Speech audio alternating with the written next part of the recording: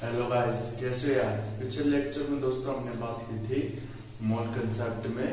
हमने पढ़ लिया था एक मोल में कितने अणु होते हैं। 6.022 × 10⁻23 Na ये होता है दोस्तों एक मोल में अणु। ये पर्टिकुलर अणु है जो किसके लिए दिए गए हैं, कार्बन 12 को आधार मानकर या बेस मानकर दिए गए हैं। अब देखिए दोस्तों, इसके बाद मैंने आपको कुछ क्वेश्चन भी करवाए थे जिसमें आपको परमाणु का द्रव्यमान निकालना था, मोलिकुलर वेट निकालना था। और उसमें एक क्वेश्चन ऐसा भी था जिसमें क्या है, 1 लीटर में बताया था आपको कितने लीटर की संख्या होगी, जो 22.4 लीटर मानकर किया था, जो स्टैंडर्ड टेम्परेचर स्टैंडर्ड प्रेशर पर था। अब देखिए दोस्तों, आज वीडियो में बात करने वाले हैं स्टोइकोमेट्रिक कोफिशिएंट। उससे पहले देखें हम लिमिटिंग रिएजेंट, बहुत इंपॉर्टेंट है दोस्तों, लगभग क्वेश्चन आ जाता है नीट के लेवल में इससे। और दोस्तों 11th में भी इससे क्वेश्चन ये बड़ा भी आ जाता है। देखिए लिमिटिंग रिएजेंट क्या होता है। अब देखिए दोस्तों, लिमिटिंग रिएजेंट हमारे फर्स्ट चैप्टर चल रहा है, ये लिमिटिंग रिएजेंट मोल कंसेप्ट, ठीक है।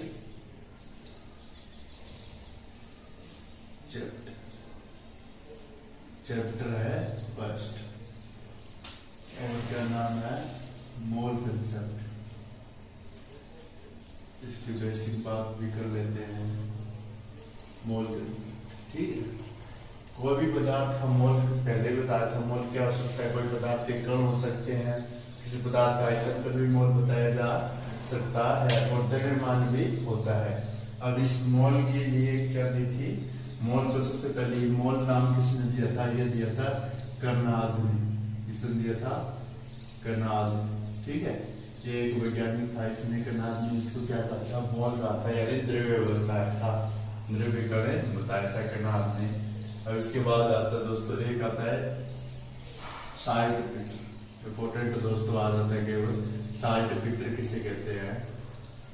ये दोस्तों आपको लेब तक में लगभग मिल जाता है, या और भी कोई एग्जाम होते हैं जिसमें साइंस के क्वेश्चन आते हैं केमिस्ट्री से मिल जाता है। साल्ट पीटर होता है पोटेशियम नाइट्रेट, ठीक है।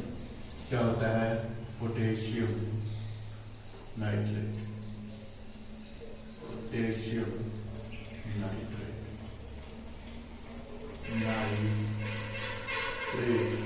ठीक है। अब पोटेशियम नाइट्रेट है साल्ट पीटर। अब मैंने बताया था आपको मोल किस प्रकार निकालेंगे, जिससे मोल निकालना है तो किस प्रकार निकालेंगे दोस्तों। मोल निकालने का फॉर्मूला क्या बताया था, मोल भार बटे अणु भार, भार और अणु भार यानी मॉलिक्यूल बटे अणुओं का भार, भार बटे अणु भार, अणु भार, mass upon molecular mass, weight upon molecular weight. ये है दोस्तों, किस प्रकार कराएंगे, जैसे अपने को दे दिया भाई H2 10 H2 का मॉलिक्यूलर वेट यानी मोल ज्ञात करो, कितने मोल है 10 H2 में मोल ज्ञात करो। अब देखिए भार कितना दिया हुआ है 10, मॉलिक्यूलर वेट कितना होता है 2, तो कितना आ जाएगा 5, और ये 5 तक में ही आ जाएगी मेरे पास मोल। इसी प्रकार और एग्जाम्पल ले लीजिए, जैसे दे दिया आपको 7N2, ये दे दिया। इसमें क्या बता रहा है अपने को, मोल बताने हैं। मोल बताने के लिए हम क्या करेंगे, दिया गया भार 7 है और N2 इसका कितना होता है 14, ठीक है 14, 1/2 and 0.5 N, ठीक है।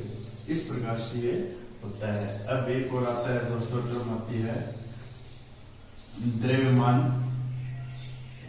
गुणांक, द्रव्यमान संख्या या आणविक द्रव्यमान, आणविक मॉलिक्यूलर मास। आणविक द्रव्यमान बताओ, आणविक द्रव्यमान क्या होता है, आणविक द्रव्यमान होता है जो अणुओं का द्रव्यमान होता है, उसको किस प्रकार से ज्ञात किया जाएगा। उसमें देखिए मैं दे देता हूं आपको आणविक द्रव्यमान बता रहा है अपने को, H2O का आणविक द्रव्यमान, और ये आणविक द्रव्यमान होता है वो कभी भी चेंज नहीं होता है, आणविक द्रव्यमान, ठीक है। आणविक द्रव्यमान मतलब होता है मॉलिक्यूलर मास, मॉलिक्यूलर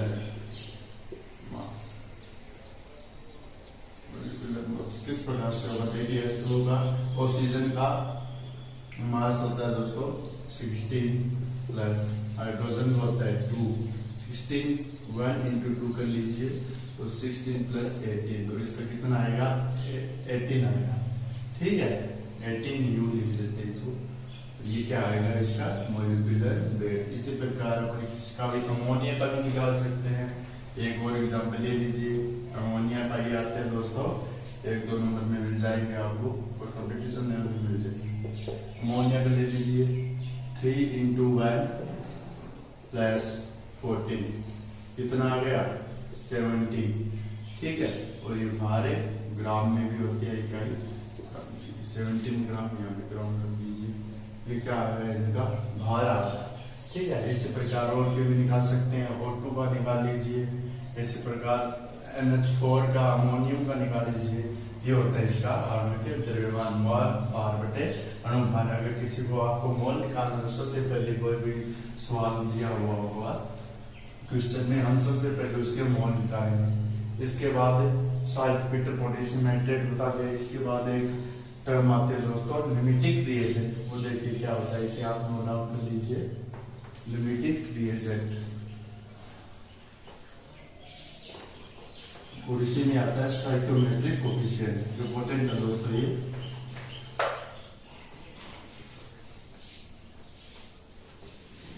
लिमिटिक रिएजेंट,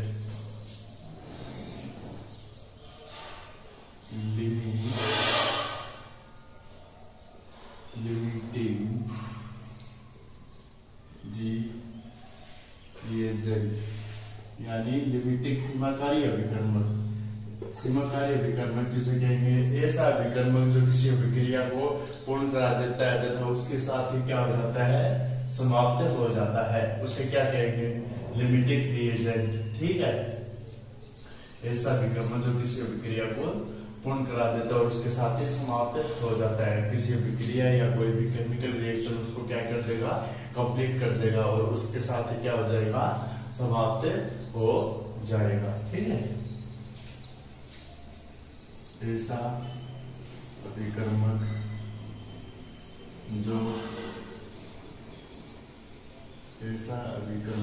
जो किसी रिएक्शन को समाप्त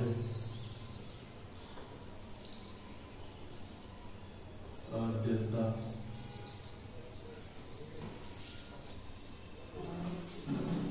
तथा एक कारक के साथ समाप्त हो जाता है,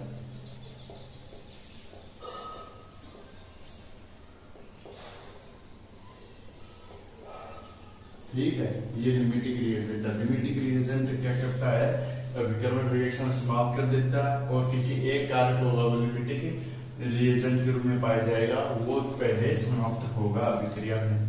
देखिए दोस्तों इसमें क्या आता है लिमिटिंग कारक, अब आता है स्टोइकोमेट्रिक कोफिशिएंट, ठीक है। इसके बाद आता है स्टोइकोमेट्रिक यानी रसमीक के रूप में तेल होना, स्टोइकोमेट्रिक,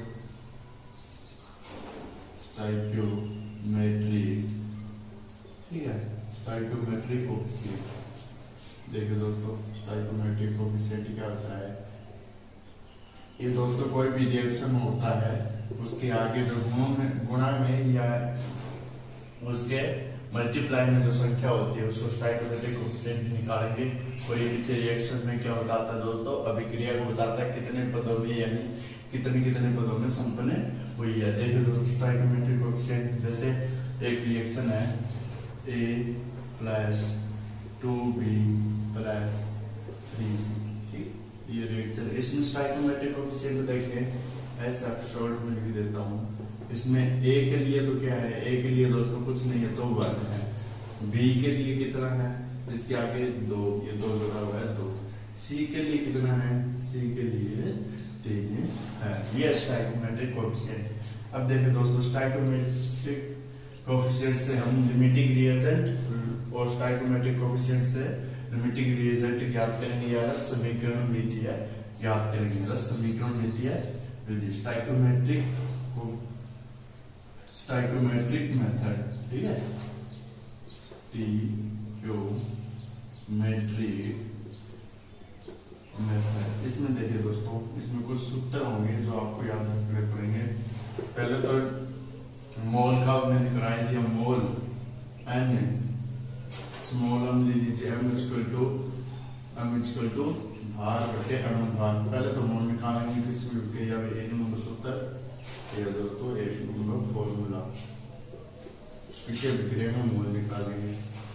2 नंबर सूत्र होगा दोस्तों, उस परमाणु का कोफिशिएंट और लिमिटिंग रिएजेंट का कोफिशिएंट, ठीक है, दिए गए स्टोइकोमेट्रिक कोफिशिएंट ऐसा गुणांक का सूत्र क्या होगा, दिए गए मोल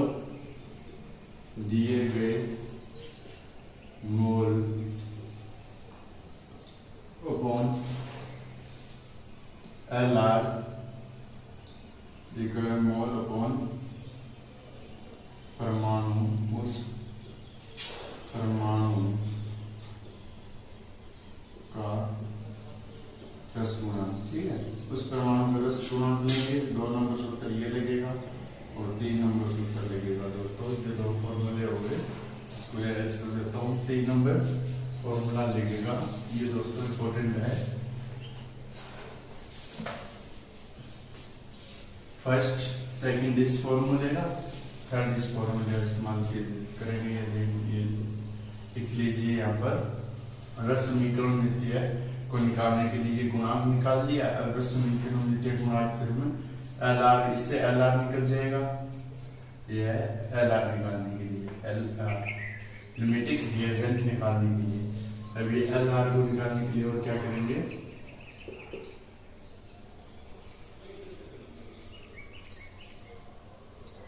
उस अभिक्रिया के पद का SF स्टोइकोमेट्रिक कोफिशिएंट, ठीक है, उस अभिक्रिया के पद का SF LR का SF इंटू LR के मोल। बहुत इंपॉर्टेंट है दोस्तों, बहुत आपसे 5 नंबर में पूछा जा सकता है और नीट के एग्जाम में लगभग पूछा जाता है। इस प्रकार से LR के मोल लिमिटिंग रिएजेंट ज्ञात करने का लास्ट में 3 नंबर सूत्र लिखेगा। उस अभिक्रिया के SF के गुणांक और LR का SF इंटू LR के मोल। देखिए दोस्तों किस प्रकार इसका उपयोग करेंगे। सामान्य रिएक्शन देखें हम, XA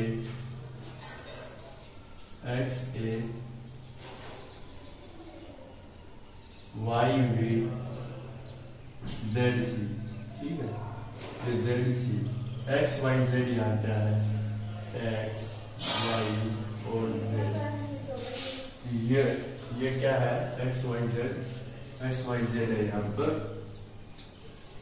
पद, ठीक है, अभिक्रिया के पद है, ठीक है, ये अभिकारक और उत्पाद है, ये अभिकारक है और यहाँ पर अभिकारक नहीं दोस्तों, ये है ऐसा स्टोइकोमेट्रिक गुणांक होगा क्योंकि इसके आगे जुड़े हैं। और A B और C ये क्या है, ये अभिकारक और उत्पाद है, ठीक है, अभिकारक व उत्पाद। रिएजेंट, ठीक है, प्रोडक्ट है ये दोस्तों। और देखिए इसका रस समीकरण विधि प्रारूप किस प्रकार से लिखेंगे, ये आप उत्तर नोट डाउन कर लीजिए। रस समीकरण विधि प्रारूप इसका देखिए किस प्रकार लिखे हैं।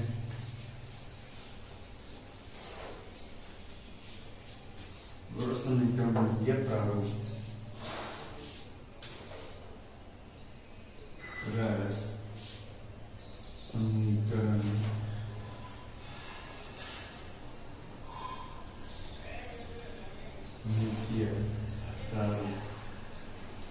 देखिए आपका रस समीकरण विधि प्रारूप किस प्रकार से लिखेंगे, इधर देखिए दोस्तों। इसको निकालने के लिए हम क्या करेंगे, सबसे पहले इस रिएक्शन को लिखेंगे जिसका हमें जिसके रस समीकरण को ज्ञात करना है। X A plus Y B ZC, ठीक है, इसका लिख देंगे। अब इसको क्या लिखना है अपने को, मोल। मोल मान लिया हमने, इसके मोल है इनिशियल, यहाँ पर मोल मान लिया, इसके है A और इसके B। पहला सूत्र लगाने की भी इतनी जरूरत नहीं है क्योंकि हमने मोल मान लिया है, मोल दिया हुआ है। अगर मोल नहीं होता तो हम क्या कर देते, दिए गए मोल बार बटे अनुभार, ठीक है। अब यहाँ पर क्या करना है, अभिक्रिया के बाद, अभिक्रिया के बाद कितना भाग शेष रहेगा। अभिक्रिया के बाद क्या होगा दोस्तों, ये तो लिमिटिंग रिएजेंट है और Lr ये मोल है, और माना Lr मान लिया, जो लिमिटिंग रिएजेंट है वो क्या है, A है। तो लिमिटिंग रिएजेंट A को मान लिया, तो A को माने अभिक्रिया के बाद जो A है ना, जो लिमिटिंग के रूप में होगा रिएजेंट, वो तो समाप्त हो जाएगा। प्रोडक्ट अभी तक बना नहीं है तो इसको यहाँ पर इस प्रकार से निकल देंगे, ये समाप्त हो जाएगा। समाप्त होने के बाद यहाँ तो कुछ नहीं बचेगा, लेकिन B है ना, B तो लिमिटिंग रिएजेंट में से B घटाया जाएगा, तो A माइनस, क्योंकि ये लिमिटिंग रिएजेंट है मोल, क्योंकि इसमें से घटाएंगे तभी तो वो बनेगा, A माइनस, यहाँ पर स्टोइकोमेट्रिक कोएफिशिएंट निकलेंगे, वो सूत्र लगेगा जो मैंने आपको करवाया। यहाँ पर y का यानी दिए गए पद का स्टोइकोमेट्रिक कोएफिशिएंट y, और उसका क्या हो गया, और लिमिटिंग रिएजेंट का कोएफिशिएंट, लिमिटिंग रिएजेंट का स्टोइकोमेट्रिक कोएफिशिएंट क्या है, x, ठीक है, इनटू उस लिमिटिंग रिएजेंट का मोल, मोल क्या है A, ये B के लिए, और C के लिए क्या आएगा, C के लिए आएगा दोस्तों, क्योंकि C ये तो यहाँ पर समाप्त हो गया, अब इसमें से घटाएगा, इससे प्रोडक्ट बन गया, तो इसके लिए क्या आएगा, Z तो हो गया इसका C का स्टोइकोमेट्रिक कोएफिशिएंट, और इसके बाद आएगा Lr का स्टोइकोमेट्रिक कोएफिशिएंट, Lr है A का कोएफिशिएंट इनटू मोल, मोल कितने हैं के, A के मोल है A, ठीक है, मोल है स्मॉल a, ठीक है, और कोएफिशिएंट है Lr मान लिया था A, और यहाँ पर स्मॉल a, और यहाँ पर आएगा दोस्तों x। इस प्रकार से ये समीकरण हमारे पास है लिखी जाएगी। यह है दोस्तों स्टोइकोमेट्रिक कोएफिशिएंट लिखने का तरीका, ये है प्रारूप, ठीक है। पहले क्या किया, उसमें भार बटे अनुभार कर सकते हैं, हमने मोल पहले मान लिए A और B है, और हमने दे दिया Lr क्या मान लिया, एक रूप में मान लिया। तो एक रूप में मानने के बाद हमने क्या किया, जो अभिक्रिया से पहले पूर्ण होगी बाद में, तो उसमें जो Lr होगा, जो लिमिटिंग रिएजेंट होगा, वो तो समाप्त हो जाएगा। समाप्त होने के बाद जो B वाले में आएगा, B वाले में क्या, लिमिटिंग रिएजेंट में से घटा देंगे, B को सबसे पहले लेके आएंगे हम, जिस पद का ज्ञात करें उसका स्टोइकोमेट्रिक कोएफिशिएंट, स्टोइकोमेट्रिक कोएफिशिएंट मान लीजिए B में है, तो B का y है, y लिख दिया। और इसके बाद Lr का स्टोइकोमेट्रिक, Lr होता है, हमने माना A वाला पद है Lr, तो इसका स्टोइकोमेट्रिक क्या है, x है, तो ये x लिख दिया। उसी प्रकार A लिख दिया, तो आप इक्वल टू कर दिया, इक्वल टू कर दिया, z लिख दिया, C के बारे में ज्ञात करना है, और इसका अब Lr का स्टोइकोमेट्रिक कोएफिशिएंट इनटू मोल, मोल कितने हैं उस पद के लिमिटिंग रिएजेंट के A। अब देखिए दोस्तों, ये तो है सामान्य प्रारूप। अब देखते हैं, आपको एग्जांपल से करवाता हूं मैं, इस प्रकार से होगा, देखिए एग्जांपल समझ में आ जाएगा आपको। 10 समीकरण नीचे प्रारूप ज्ञात करना है, किस प्रकार से करना है। एग्जांपल ले देते हैं, N3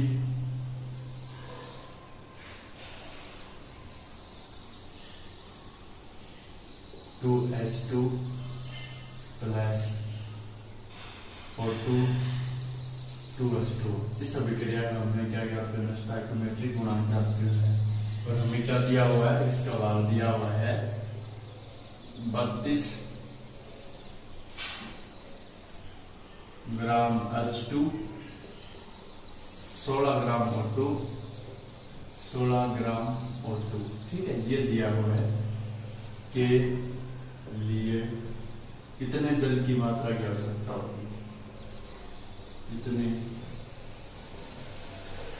जल की मात्रा, कितने जल की मात्रा की आवश्यकता होगी, ये हमने पूछा है। तो हम इसे क्या ज्ञात करना है, हमें कोएफिशिएंट ज्ञात करना है, सबसे पहले मोल निकालेंगे।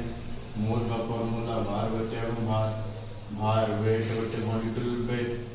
ठीक है, तो भार कितना दिया हुआ है, पहले देखिए H2 के लिए H2 के निकालने हैं, H2 बराबर कीजिए, H2 के निकालने हैं तो H2 32 दिया हुआ है 32 अपॉन अणुभार कितना होता है हाइड्रोजन का 2। ठीक है, इस प्रकार हमारे पास आ जाएगा 16। ये तो आ गया H2 के लिए। इसी प्रकार हम देखते हैं O2 के लिए। O2 के लिए कितना आ जाएगा, देखिए O2 के लिए 16 दिया हुआ है और हमारे पास वैसे इसका कितना होता है, इसका 16 होता है तो आ जाएगा 1। तो लिमिटिंग रिएजेंट हुआ होगा जो पहले समाप्त हो जाएगा। लिमिटिंग रिएजेंट में देखिए एक हो गया, ये तो हो गया Lr, इस अब नहीं हुआ दोस्तों। अब देखिए इसका स्टोइकोमेट्रिक कोएफिशिएंट किस प्रकार ज्ञात करेंगे, ऐसा ज्ञात करने के लिए हम क्या करेंगे, गिवन मोल बटे उसे अभिक्रिया के SF का गुणांक, गिवन मोल ऑन उस अभिक्रिया के पद का गुणांक। देखिए उस अभिक्रिया के पद का गुणांक गिवन मोल किस प्रकार करेंगे, गिवन मोल हमारे पास आ गए 16, इसके आगे O2 के लिए आ गए, H2 के लिए गिवन मोल स्टोइकोमेट्रिक कोएफिशिएंट या Lr ज्ञात करना हो तो Lr ज्ञात करना, तो ये Lr ज्ञात करना तो किस प्रकार से करेंगे, H2 के लिए 16 आ गया और इसका मोल कितना दिया हुआ है अपने को देखिए यहाँ पर 2 कोएफिशिएंट है इसके बाद 2, यहाँ पर आ गया 2/1 8, यहाँ पर आ गया 8 और यहाँ पर O2 के लिए कितना दिया हुआ है, O2 के लिए हम ज्ञात कर रहे हैं, O2 के लिए हमने निकाला 1 और इसके लिए मोल कितना दिया हुआ है O2 के लिए, यहाँ पर कुछ नहीं है तो 1 माने 1/1, तो यहाँ पर आ गया 1। तो इस प्रकार हमारे पास क्या आ गया, लिमिटिंग के रूप में कौन हो गया, यानी यहाँ पर तो 8 और यहाँ पर 1 है, तो ज्यादा समाप्त कौन सा होगा, एक वाला तो जल्दी समाप्त होगा। तो लिमिटिंग रिएजेंट के रूप में क्या आ गया, Lr के लिए क्या आ गया O2। ठीक है, O2 आ गया जिसका मान है 1।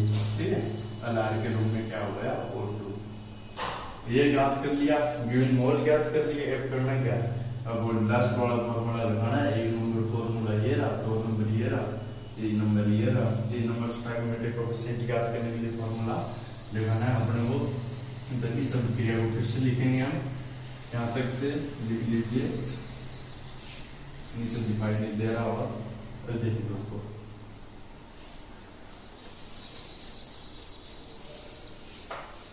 किस प्रकार से लिखेंगे। अब 3 नंबर फॉर्मूला लगा दे, 1 निकाला है और 8 निकाले, 1 और 8, H2 के लिए तब निकाला है, तो H2 के लिए 8, O2 के लिए निकाला है 1। ये है Lr का मान, Lr के रूप में लिया है O2 को। अब देखिए दोस्तों यहाँ पर 2H2 प्लस O2 2H2 ये था, इसके लिए हम लिख देते हैं एन इनिशियल बता दिया था आपको। एन इनिशियल लेके हमने क्या क्या निकाला था, एन इनिशियल में मोल निकाले थे, एक के लिए 8 आए थे, एक के लिए 1, इसके लिए 8, इसके लिए 1। अभिक्रिया के बाद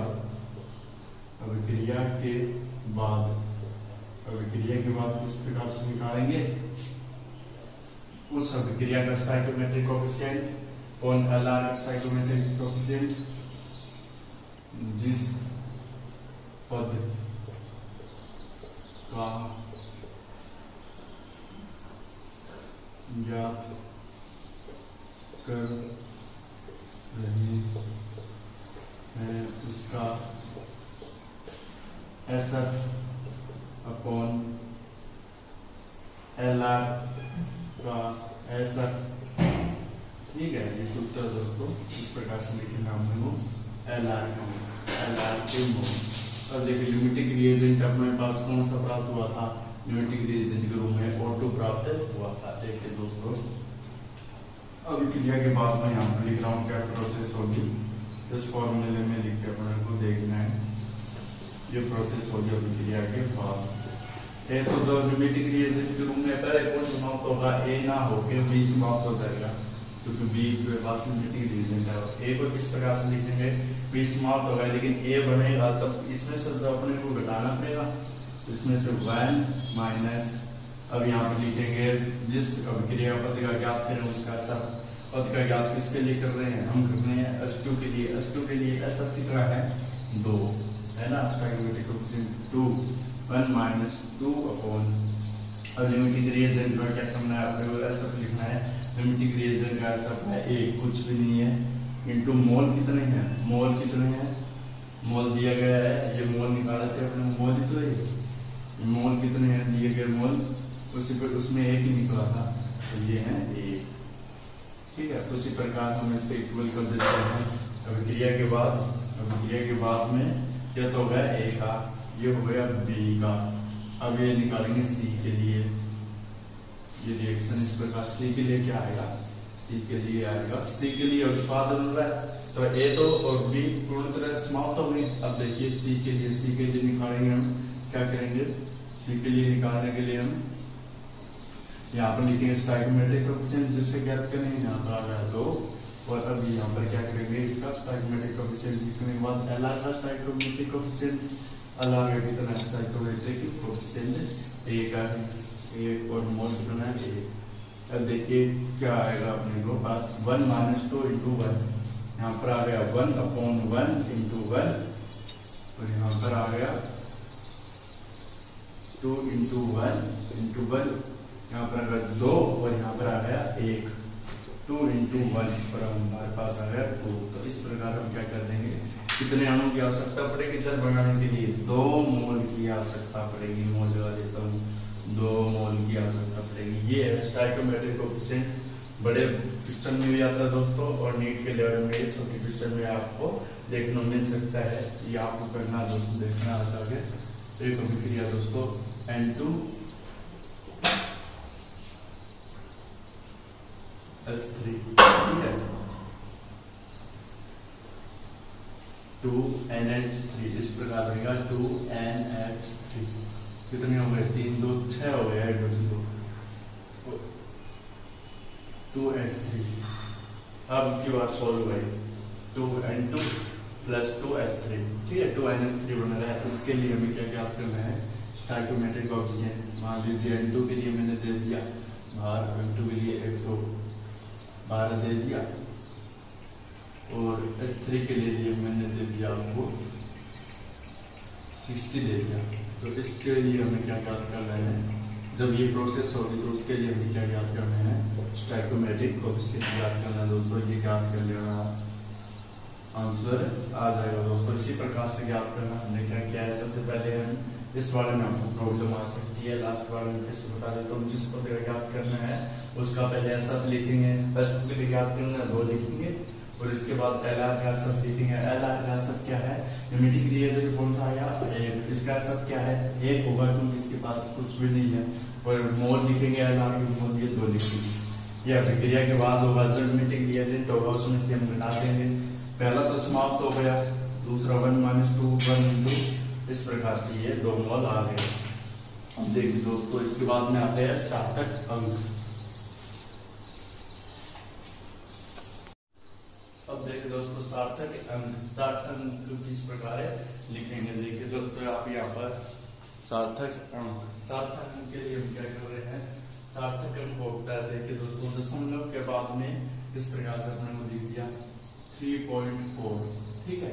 इसके लिए हम सार्थक अंक देखें तो क्या है, सार्थक होता है 3, क्योंकि इसके बाद दशमलव के बाद जो 4 होता है इसका लगभग वैल्यू नहीं माना जाता, इसलिए हम क्या लिखेंगे 3। अब सार्थक अंक के लिए कुछ नियम है, उसमें पहले दिया गया है सार्थक अंक को जोड़ते कैसे हैं, जोड़ने का नियम, जोड़ने के लिए, ठीक है, ये है जोड़ने के लिए नियम दिया गया, इसके लिए विभिन्न नियम दिए गए, जिस प्रकार से हम देखिए पहला दिया गया 2.004, इसमें कितने सार्थक अंक है 2, सार्थक अंक है 2, इस प्रकार से लिखा मैंने, ये देखिए सार्थक अंक 2, यानी दशमलव या डेसिमल की कितने भी क्या है, अगर दशमलव के बाद में बीच में अगर 2 शून्य है और उसके आगे तथा उसके पीछे, उसके दाईं ओर तथा उसके बाईं ओर अंतिम छोर पर क्या है, अंतिम छोर पर शून्य के अलावा कोई अंक हो तो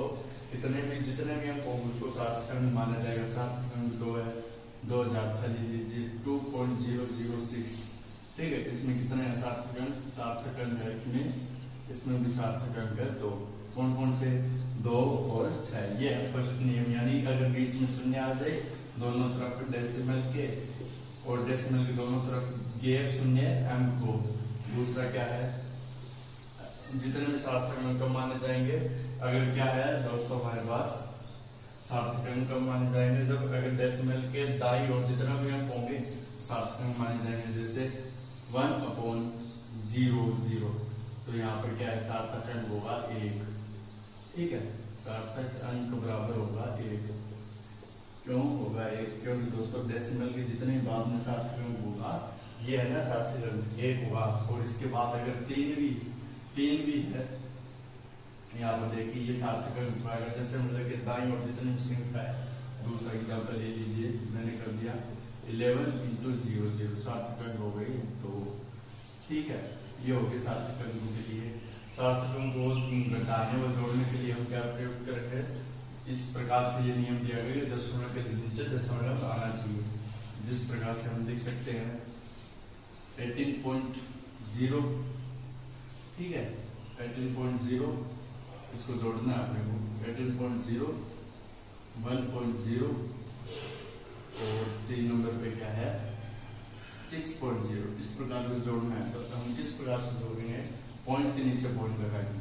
देखिए 18.00, ये तो है फर्स्ट। 1.00, 1.00, 6.0, 6.0, 0। इस प्रकार से जोड़ते हैं 0 0 0। और यहाँ पर जो डेसिमल है जितने संख्या और उतनी संख्या के बाद लिखेगा 1 7 7 8 7 15 1। यहाँ पर 65.00 और सार्थक अंक क्या आ गए 2। ये नियम है दोस्तों सार्थक अंक के लिए। दाईं या बाईं और जितने नियम होंगे उसके लिए बता सकता है। एक नियम और दिया गया, इससे हम क्या लिख सकते हैं? इसको हम पावर के रूप में भी लिख सकते हैं। देखिए दोस्तों, जैसे 1/00 × 1/00, इसको हम क्या लिख सकते हैं? 1 × 10⁻²। इस प्रकार इस प्रकार हम इसको भी लिख सकते हैं 100.0। ठीक है, 100.0 को हम क्या लिख सकते हैं? 1.0 × 10⁻²। इस प्रकार से लिख सकते हैं। सार्थक अंकों की संख्या कितनी हो जाएगी? यहाँ पर 3 हो जाएगी, यहाँ पर सार्थक अंकों की संख्या 1 हो जाएगी। इस प्रकार से होगा, क्योंकि डबल 0 के बाद 1 अंक है और यहाँ पर 2 अंक है। ठीक है, 0 के बाद यहाँ पर 3 हो जाएगी। सार्थक अंक लिख देता हूँ 3, यहाँ पर हो जाएगी ये दोस्तों इसके जोड़ने के नियम। इसके बाद दिए गए दोस्तों गुणा के लिए नियम, यानी सार्थक अंक को गुणा किस प्रकार किया जाता है?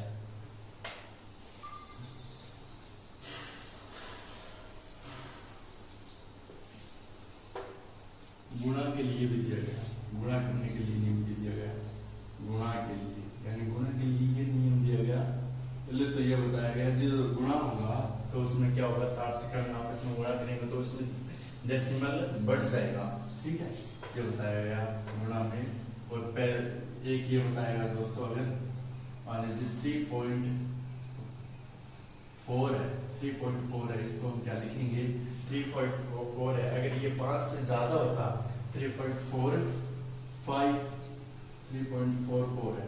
इसमें दिया गया है दशमलव के बाद 2 अंक है या कोई भी अंक, उसके बाद अगर जो अंतिम वाला अंक है इस अंक को देखेंगे, अगर वो 5 से छोटा है तो उसको हम क्या कर लेंगे? 3.3 लिख सकते हैं। उसको क्या लिख देंगे? 3.3। इसको लिख देंगे 3.3। दूसरा दिया गया अगर दशमलव के बाद अंक है 3.46, अगर वह 5 से बड़ा है, 5 से बड़ा है नहीं, 5 से बड़ा है अंतिम छोर पर ये है 5 से बड़ा है तो इसको लिखेंगे 3.5। ये है इस प्रकार से 3 नंबर नियम ये इस प्रकार दिया गया। अगर पॉइंट के बाद कोई क्या हो? सम संख्या हो, अगर पॉइंट के बाद 5 और उसके बाद कोई विषम संख्या हो, जैसे सम संख्या ले लिया मैंने 4, इसको क्या लिखेंगे, अगर सम संख्या है तो उसको क्या रखेंगे, हटा देंगे तो इस प्रकार 3.5 लिख देंगे। और अगर विषम संख्या है, ये क्या है, सम इवन नंबर दिया गया ना, इवन नंबर दिया गया तो उसको हटा देंगे, ये इवन नंबर इसको हटा देंगे। अगर विषम संख्या है, ओड नंबर है 3.53, अगर विषम संख्या है तो उसमें क्या करेंगे, एक को जोड़ देने का बता देंगे 3.54, इस प्रकार से लिख देंगे। ठीक है, यानी मैंने क्या किया, 3 में 1 जोड़ दिया तब ये 4 आ गया, तो 3.54 1 बढ़ा देंगे क्योंकि इसमें विषम संख्या है। ओड नंबर के लिए लिख देता हूँ विषम। ठीक है, ये सम, ये विषम, ये सम, ये विषम नंबर। ठीक है, इस प्रकार से हम बढ़ा देंगे। इस प्रकार से हम लिख सकते हैं, गुणा भी कर सकते हैं, गुणा करेंगे तो पॉइंट बढ़ जाएगा। जैसे 12.5 इंटू 3.5, पॉइंट के नीचे पॉइंट, इसको गुणा करके देख लीजिए, 25, 2, 5 दूनी 10 और 2 12, 1, 5 5 1 6, 5 के 15, 1, 3 दूनी 6 7 3, तो हमारे पास आंसर 5 7। इस प्रकार से, और आंसर के बाद अगर 2 संख्या के बाद आ गया पॉइंट तो बढ़ा देंगे, 2 संख्या के बाद लगा देंगे, ये हमारे पास सार्थक के रूप में इसका आंसर आ जाएगा। ये सार्थक मिली गुणा का नियम और जोड़ का नियम। ये इसके बाद हम नेक्स्ट लेक्चर में बात करेंगे इकाई गुणांक क्या है, उसके लिए जो इकाई गुणांक दिया गया उसके लिए बात करेंगे। आज के लिए दोस्तों इतना ही, मिलते हैं नेक्स्ट लेक्चर में, तब तक के लिए आप इसको लाइक शेयर सब्सक्राइब जरूर करें और इनको देखें दोस्तों, बहुत ही इंपॉर्टेंट है, नीट की दृष्टि से भी, अदर एग्जाम लेवल में भी आ जाते हैं ये चैप्टर भी दोस्तों, कंपटीशन लेवल में तो केमिस्ट्री बहुत ही इंपॉर्टेंट हो जाता है। ओके दोस्तों, बाय।